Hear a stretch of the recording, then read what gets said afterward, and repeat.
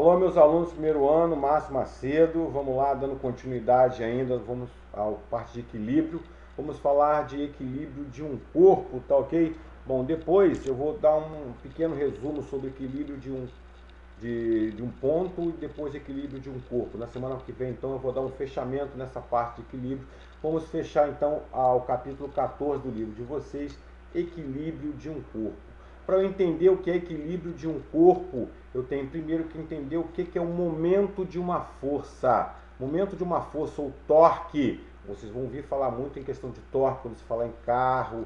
Tá? O momento de uma força nada mais é do que aquele momento que eu estou executando aquela força naquele determinado ponto. Então, ó, quando se tenta usar uma chave de boca para gerar um parafuso, abrir um portão da parte oposta, ou tento se equilibrar numa gangorra, esse é o meu conceito de torque, ou momento de uma força. É uma grandeza física. Se é uma grandeza, ela tem módulo, direção e sentido, é um vetor, e é definido pelo produto da força pela distância entre o ponto de aplicação dessa força. Então, na chave de fenda, conforme está o desenho aí, eu aplico, quanto mais distante eu tiver do ponto de apoio, menor será a força aplicada. O momento de uma força é mais ou menos a força vezes a distância. Lembrando, quanto mais próximo do ponto de apoio, menor a distância, maior a força, já que o valor não vai alterar, tá? O valor não poderá ser alterado. É como se eu tivesse o seguinte, ó, 6 vezes 2 igual a 12, correto? Mas 3 vezes 4 igual a 12, assim como 1 vezes 12 igual a 12. Não altera o resultado, mas eu tenho composições de multiplicação possível. Então, se eu pego força igual a 12 e distância igual a 1, 12 vezes 1, 12. Então, estou aplicando muita força para pouca distância. Agora, se eu coloco distância igual a 12 e força igual a 1, o momento continua sendo 12, mas eu estou aplicando muito menos força, já que é 1, já que a distância é maior. Guardem isso, tá? Momento de uma força é a força aplicada em um determinado ponto, e quanto mais distante deste ponto de apoio, menor será o meu momento de uma força. Esse cara será positivo se eu tendo a provocar uma rotação no sentido anti-horário, e será negativo se essa força tende a aplicar uma rotação no sentido horário. Tá ok? Então, ser positivo ou negativo tem a ver com o sentido de rotação que eu pretendo aplicar. Momento positivo se eu jogo para cima, momento negativo se eu jogo para baixo, dessa forma. Ok? Show de bola? Momento sentido horário, momento negativo. Estou jogando para baixo. Então, se eu quero rodar para cima, o meu movimento é positivo, já que o movimento será anti-horário. Um momento será binário ou conjugado, tá? É constituído por duas forças que possuem a mesma intensidade e mesma direção, porém sentidos opostos. Então, se eu tenho forças de mesma intensidade e mesma direção de sentidos opostos, eu tenho o que eu chamo de momento binário ou conjugado. Momento binário é a soma algébrica dos momentos das forças que são apresentadas em um binário, ok? Então, olha aqui, ó, se eu tenho lá um momento positivo, o sentido anti-horário, momento negativo, o sentido horário, se eu estou aplicando uma força num determinado... Isso é muito comum em gangorra, por exemplo. Eu aplico uma força para cá e uma força para cá. Esse cara equilibra, as forças são iguais, certo? Então, eu tenho momentos diferentes sendo aplicados, um binário diferente sendo aplicado. Então, o momento será nada mais do que a força vezes a deslocamento entre elas, essa variação do deslocamento. Então, o momento não depende do polo escolhido, e sim, tá? Quando esse cara está sob a ação de um binário, o corpo não vai apresentar a translação, por suas resultantes é nula. No entanto, o sólido irá adquirir movimento de rotação não uniforme. Ele vai executar o movimento de rotação para cima ou para baixo, de acordo com o momento da força aplicado. Certo? O equilíbrio de um corpo, ou seja, esse cara estará em equilíbrio se e somente se as somas algébricas dos seus momentos forem igual a zero. Ou seja, se eu tenho Lembra que eu volto aqui, ó. Se eu tenho no momento binário um cara na gangorra, esse cara tá para lá, para cá, mexendo para lá e para cá, significa que os momentos são diferentes. Quando esse cara para no meio, entrou em equilíbrio, significa então que esse cara, se estou em equilíbrio, a soma algébrica desses momentos dá zero. E aí eu tenho, então, um corpo em equilíbrio. O cara está lá na gangorra em equilíbrio, o cara está na balança em equilíbrio, ok? Então, o corpo extenso está em equilíbrio, a resultante tem que ser zero. E se a resultante é zero, eu não posso esquecer que as componentes também deverão ser zero, ou seja, suas projeções também deverá ser zero.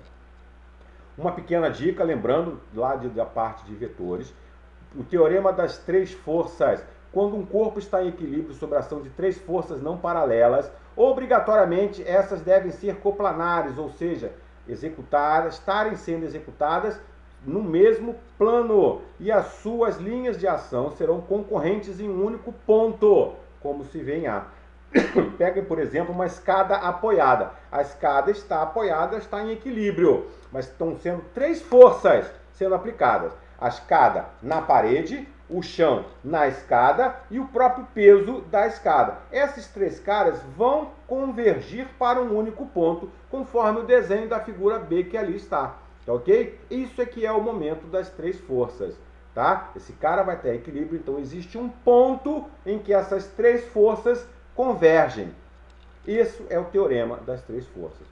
O sistema estará em equilíbrio. Ele pode ser um equilíbrio estável, instável ou indiferente. O que é um equilíbrio estável? Então, ó, veja um skate na rampa côncava vai ser, no qual tem seu equilíbrio estável. O que é o equilíbrio estável? Qualquer movimento que eu faça do skate, ele tende a retornar no seu ponto inicial. Isso é um equilíbrio estável. Na figura D, qualquer movimento que eu faça, esse cara vai sair do equilíbrio e vai para qualquer um dos dois lados. Então, esse cara será um equilíbrio instável. Ele está em equilíbrio, mas qualquer movimento que eu faça, esse cara começará a se movimentar e vai embora. Não irá retornar ao ponto inicial. O equilíbrio indiferente, aí eu tenho uma posição plana, e se esse cara está em equilíbrio, que eu tiro ele aqui, coloco ele aqui, ele continua em equilíbrio. Então, esse é o equilíbrio indiferente. Eu tiro ele daqui, coloco ele aqui e ele continua em equilíbrio. Tá ok? Não tem a ver com a questão da posição inicial deste cara. Show de bola? Então, ó, equilíbrio estável, movimentei, ele retorna ao ponto inicial. Instável, movimentei, ele sai do ponto inicial. Não vai retornar ao ponto inicial. Saiu do ponto inicial, não tem equilíbrio. O equilíbrio no primeiro é no ponto inicial. No segundo, o equilíbrio está ali. Saiu dali, não tem equilíbrio. E no ponto, na terceira posição, que é um diferente, ele está em equilíbrio, retira ele daqui, coloca ele aqui, ele vai continuar em equilíbrio. Ou seja, há pontos diferentes de equilíbrio desse cara. Esses são os tipos de equilíbrio. Então, um exercício que está lá resolvido, lá, vamos resolver para vocês, para mostrar como é que funciona isso. Da atividade da sala de vocês. Uma barra homogênea de peso P igual a 50 é apoiada no ponto A e B, conforme a figura aqui, tá ok? Então, tem, ó, apoiada no ponto A, apoiada no ponto B, a barra vale 70, a distância entre os pontos vale 50. A primeira coisa que eu tenho que lembrar é que a barra, se ela pesa 70, o seu desenho, então o peso estará no centro, conforme a figura ali, ó. O peso vai estar no centro, então peso vale 50, conforme o próprio texto está dizendo, P vale 50. Se o P então vale 50, o P tem que estar no meio, ou seja, 3,5 metros para um lado, 3,5 metros para o outro. Então eu vou identificar aonde estão os meus momentos.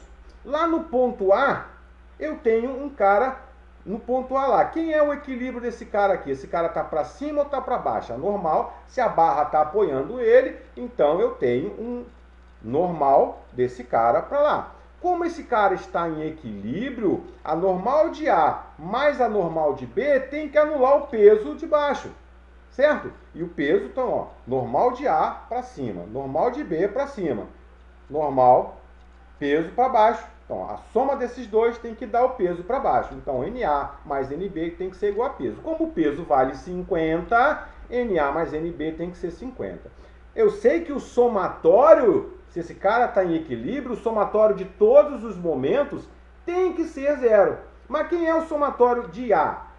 O somatório de A vai ser o somatório de Y mais o do peso P. Então, 0 será NB vezes 5 menos 5 vezes 3,5. Pá, por que 3,5? Força é força vezes distância. Força vezes distância. Em B não é 3,5, o peso não está sendo aplicado sobre 3,5, então é peso é 50 vezes, perdão, 50 vezes 3,5. Lembrando que é 5 metros para um lado, 5 metros para cá do ponto A, e depois eu tenho, como é 7 metros, certo? Entre A e B vale 5 metros, por isso esse valor de 5, certo? O ponto A entre o ponto B é diferente, a distância entre eles é 5. Entre a barra será 3,5. Então, substituindo, eu vou ter que NA, ou seja, quem é NA, a normal de A, vale 15 newtons. Para estar em equilíbrio, o momento da força F vezes D de todos os pontos, então, F vezes D no ponto A, mais F vezes D no ponto B, menos F vezes D no ponto P, tem que ser igual a zero. Certo? Então, A mais B menos P tem que ser igual a zero. São os três momentos que eu tenho. O momento aplicado em A, o momento aplicado em B, menos o momento aplicado do peso, eu tenho que dar zero. Mas quem é o momento do peso? Aí é o peso vezes a distância. Então, ela é 50, que é o peso, vezes 3,5, que é a distância do ponto de apoio, que é o ponto A. Certo? Ah, mas quem é a normal de B? Normal de B é, não sei quanto vale, sei que vale vezes 5, já que a distância é 5. Ah, mas quem é vale A? Não sei, já que o ponto de apoio é zero. Tudo isso tem que dar zero. Certo? Se tem que dar zero, o normal de A vai valer peso menos a normal de B. Da primeira equação que eu tenho lá. Normal de A é igual a peso menos a normal de B. Fazendo essa conta, normal de B vai ser peso menos a normal de A. Então, eu faço essa conta que lá está e eu calculo 35 newtons a normal de B e 15 newtons a normal de A, já que 35 mais 15 tem que dar 50, que é o peso desse cara para baixo. Ok? Espero poder ter ajudado nessa explicação. Na próxima aula eu vou dar uma revisão legal sobre equilíbrio, vou refazer uns novos exercícios, mostrando para vocês novas maneiras de calcular essa coisa. Assistam as videoaulas que eu indiquei lá no roteiro para vocês e qualquer coisa, peço explicação pelo WhatsApp ou pelo e-mail que eu dou a vocês, tá? Ó, um beijo no coração e a saudade é enorme.